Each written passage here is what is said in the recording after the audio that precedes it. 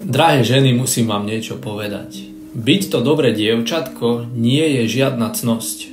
Byť dobré dievčatko znamená, že vás už od malička učili niečo, čo vás od seba úplne odpojilo. Učili vás, že musíte ignorovať svoje pocity, vlastné potreby. A prečo?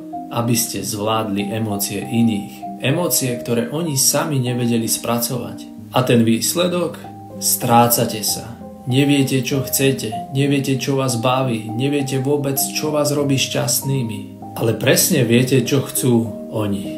Čo ich poteší, čo ich upokojí. Robíte všetko preto, aby bol pokoj, aby boli oni šťastní. Ale kde ste vy? Kde je vaša radosť? Kde je váš pokoj? Pozrite, poviem to na rovinu. Toto nie je život, toto je prežívanie. A myslím, že už toho bolo dosť. Je čas, aby ste v sebe objavili aj to zlé dievčatko, ktoré povie dosť, seriem na vás.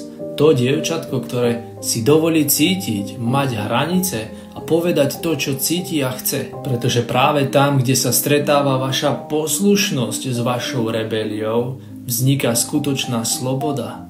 A tá sloboda je niečo, čo vám patrí.